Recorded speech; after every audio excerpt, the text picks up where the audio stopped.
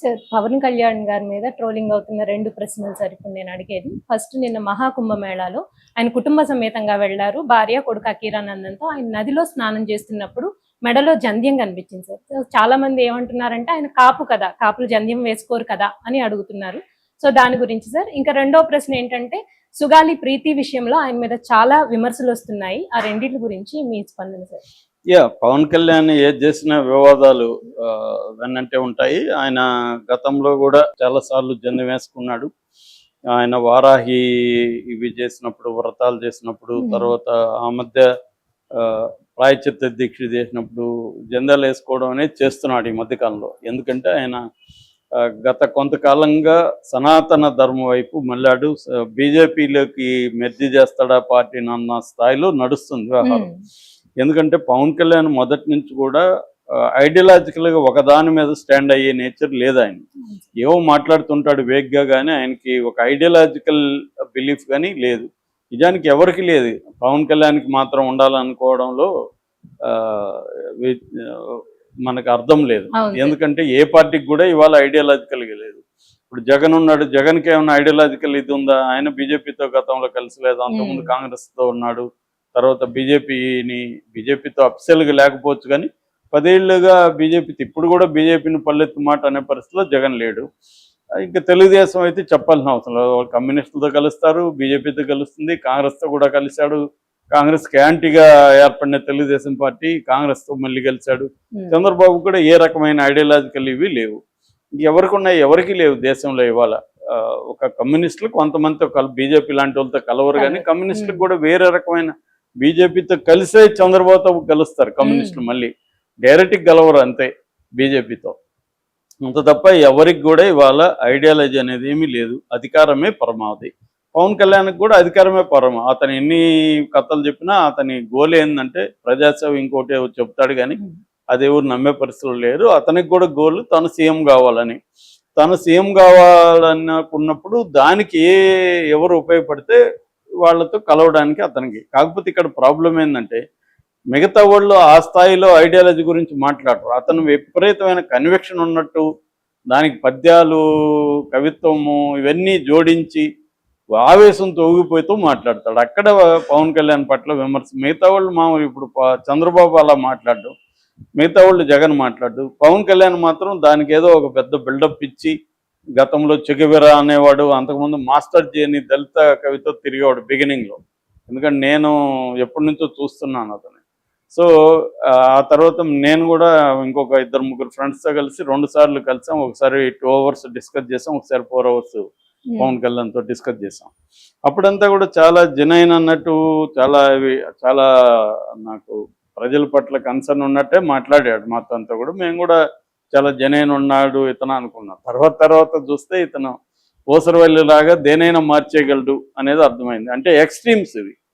ఇప్పుడు కమ్యూనిస్ట్ పార్టీలో ఉన్నారు వాళ్ళు, కనీసం ఎక్స్ట్రీమ్స్కి వెళ్ళరు, ఒక పరిధిలో ఉంటారు. పవన్ కళ్యాణ్కి ఏవి లేవు అనేది అర్థమవుతుంది. ఏ రకమైన ఐడియాలజికల్ మూవింగ్స్ అనేవి లేవు ఆయన. సో చెగువెరా అనేవాడు ఒక ఎక్స్ట్రీమ్ రెవల్యూషనరీ, ప్రపంచవ్యాప్తంగా రెవల్యూషనరీ ఐడియల్ అనమాట, ఆదర్శం. అలాంటి వ్యక్తి నా ఆదర్శం అని చెప్పాడు. కమ్యూనిస్టులతో ఉన్నాడు, దాని తర్వాత దళిత వాదులతో తిరిగాడు. మన ఆమెవరు మాయావతి వచ్చినప్పుడు కాళ్ళకు మొక్కాడు. ఈ అతి చేస్తాడు అనమాట. ఏది చేసినా పవన్ కళ్యాణ్ అతి చేస్తాడు కాబట్టి ఆయన మీద విమర్శింది. బ్యాలెన్స్గా ఉండడం, ఒక మోడరేట్గా ఉండకుండా దాంట్లో ఏదో ఎక్స్ట్రీమ్ అన్నట్టుగా అందరు కమ్యూనిస్ట్ అంటే నేనే పెద్ద కమ్యూనిస్ట్ అనడం, అందరికంటే ఇది నేనే అనడం, ఈవెన్ దళితుడిని నేనే రెల్ల కులం నాది అనడం, ఈ ఎక్స్ట్రా వ్యవహారాలు పవన్ కళ్యాణ్ చేస్తాడు ఏది చేసినా. ఒక మోడరేషన్ అనేది లేదు ఆయన.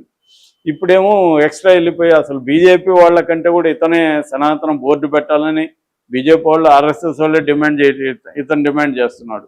సనాతనం అనేది ఏందో డిఫైన్ చేయలేదు ఇప్పటివరకు. అతను సనాతనం అంటే ఏంది అని డిఫైన్ చేయలేదు.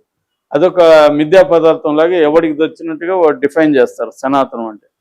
రీసెంట్గా చిలుకూరు బాలాజీ టెంపుల్ ఆయన రంగరాజన్ సనాతనం ఏమన్నా అంటే దాంట్లో అసమానతలు లేదు, దళితుల పట్ల అసమానతలు, స్త్రీల పట్ల అసమానతలు లేని సనాతనం అంటున్నాడు ఆయన. మరి ఈయనేమంటాడు తెలియదు మనకి. ఇప్పటివరకు సనాతనం అంటే ఏం తెలియదు. అందుకని సనాతనం రూపంలోకి వచ్చాడు కాబట్టి జందం వేసుకొని ఉండే అవకాశం ఉంది. మొన్న అక్కడికి వెళ్ళారు, భార్య, తర్వాత భార్య అన్న లెజెండ్. లెజనోవా, దాని తర్వాత కొడుకు కొడుకు అకీరానందన్, అవును సార్. తర్వాత మన త్రివిక్రమ్ త్రివిక్రమ్ శ్రీనివాస్, శ్రీనివాస్. వీళ్ళతో కలిసి ఆయన ఎవరు ఆనంద్ సాయి. ఉమ్. ఆనంద్ సాయి అంటే మన టిటిడి బోర్డు మెంబరు, ఒకప్పుడు ఆర్ట్ డైరెక్టర్ పవన్ కళ్యాణ్ సినిమాలకంతా అబ్బాయి కూడా వెళ్ళాడు.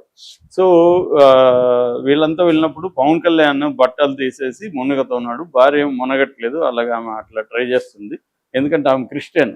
విచిత్రం అంటే ఇతనేమో ఇక్కడ హిందూ ధర్మం సనాతనం ఉంటాడు, ఆయన భార్య క్రిస్టియన్, ఆయన పిల్లలు కూడా 2 పిల్లలు అక్కడ క్రిస్టియన్సే.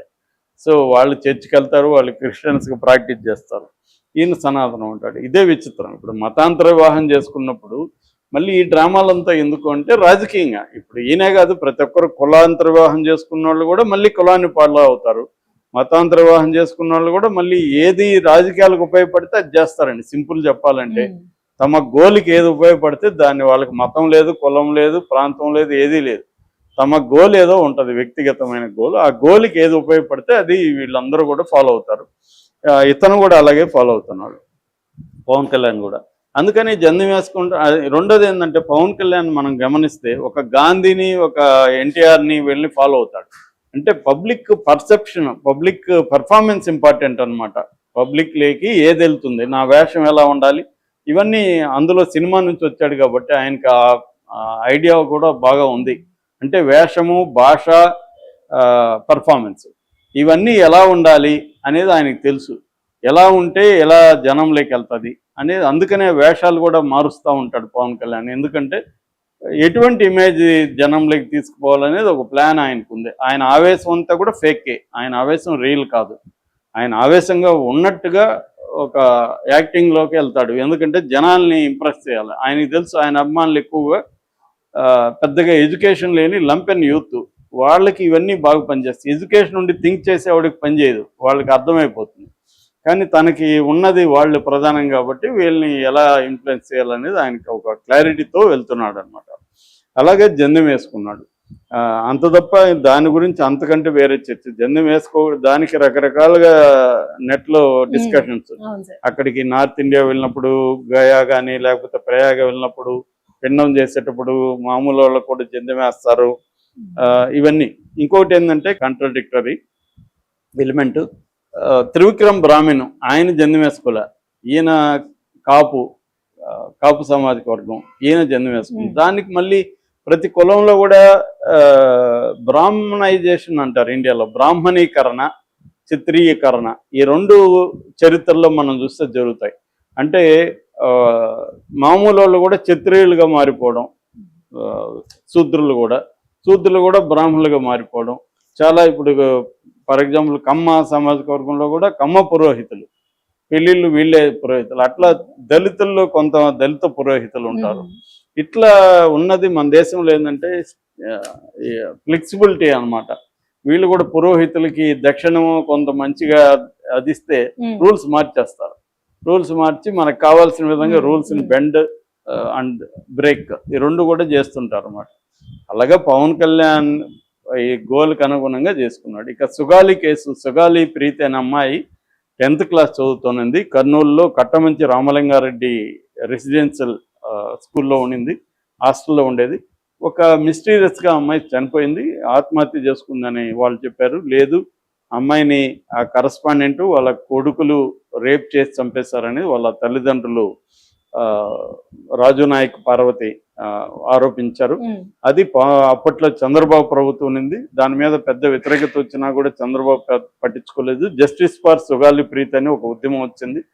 దాని తర్వాత జగన్ ప్రభుత్వం వచ్చింది. జగన్ వాళ్ళకి ఒక 8 లక్షలు డబ్బులు ఇచ్చాడు, 5 సెంట్ల ఇల్లు ఇచ్చాడు, ఒక 5 ఎకరాల ల్యాండ్ ఇచ్చాడు.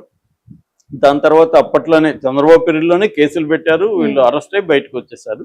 దాని తర్వాత జగన్ వచ్చినాక డిమాండ్ వచ్చింది వాళ్ళ అందరి నుంచి. పవన్ కళ్యాణ్ కూడా కొంత వెళ్ళి డ్రామాలు చేశాడు అక్కడ, సుగాలి ప్రీతి కోసం నేను నిలబడతాను, ఇవన్నీ మాట్లాడాడు. అయిపోయినాక జగన్ సిబిఐకి పిలిపిస్తే సిబిఐ తీసుకోలేదు. దీని తర్వాత 2020లో సెప్టెంబర్ 11న తల్లిదండ్రులు ఇద్దరు, రాజనాయక్ అండ్ పార్వతి, ఇద్దరు కోర్టుకు వెళ్ళారు, హైకోర్టుకి, సిబిఐకి. కోర్టు ఇచ్చింది. అప్పటి నుంచి సిబిఐ దిగుతుంది కానీ ఇప్పటివరకు సిబిఐ సాధించిందే లేదు. ఇప్పుడు సిబిఐ చేతులు ఎత్తేసింది, కోర్టులో పిటిషన్ వేసింది. మాకు ఇది మరీ అంత కాంప్లెక్స్ కేసు ఏం కాదు, సిబిఐ చేయాల్సినంత కాదు, సిబిఐకి వనరులు మ్యాన్ పవర్ లేవు కాబట్టి మేము దీని నుంచి విత్డ్రా అవుతున్నాం. ఇప్పుడు పవన్ కళ్యాణ్ నోరు మెదపట్లేదు. పవన్ కళ్యాణ్ ద్వంద్వ వైఖరి ఏంటంటే అతను ప్రతిపక్షంలో ఉంటే ఒక రకంగా బిహేవ్ చేస్తాడు, అధికారంలోకి వెళ్ళాక ఇప్పుడు అన్నీ అతను పక్కన పెట్టేశాడు. తన హామీలు ఇచ్చిన పథకాలు అమలు చేయకపోయినా నోరు మెదపట్లేదు. సుగాలి ప్రీతి విషయంలో తాను చాలా పెద్ద డ్రామా చేశాడు. మరి ఇప్పుడు ఈయన గవర్నమెంట్ ఉంది, వీళ్ళ మద్దతు బీజేపీ గవర్నమెంట్ ఉంది. పవన్ కళ్యాణ్కి బీజేపీలో చాలా చాలా పట్టుంది. ఆయన చెప్పితే అసలు ఖచ్చితంగా సిబిఐ మళ్ళీ టేకప్ చేస్తుంది. మరి ఎందుకు చేయట్లేదు పవన్ కళ్యాణ్ అన్న విమర్శలు ఇప్పుడు సీరియస్గా పవన్ కళ్యాణ్ మీద వస్తున్నాయి. పవన్ కళ్యాణ్ అన్ని ఏంటంటే ఆయన మీద ఎవరికైనా భ్రమలు ఉంటే వాళ్ళది తప్పు తప్ప ఆయన తప్పు కాదు. ఆయన ఇలాగే ఉన్నాడు, అనేక సార్లు చూసాం. మళ్ళీ పవన్ కళ్యాణ్ భ్రమలు పెట్టుకుంటే అది మన తప్పు తప్ప ఆయన. పవన్ కళ్యాణ్ కూడా టిపికల్ రాజకీయ నాయకుడు. టిపికల్ రాజకీయ నాయకులు అధికారంలో ఉన్నప్పుడు ఒక రకంగా బిహేవ్ చేస్తారు, ప్రతిపక్షంలో ఉన్నప్పుడు ఒక రకంగా బిహేవ్ చేస్తారు. ఇతను కూడా అదే చేశాడు. గతంలో జగన్ చేయలేదా వివేకానంద రెడ్డి కేసులో, పవన్ కళ్యాణ్ కూడా అలాగే చేస్తాడు. ఎవరికి తేడా లేదు. అదే తేడా ఉందని నమ్మడం మూర్ఖత్వం. Right sir, thank you.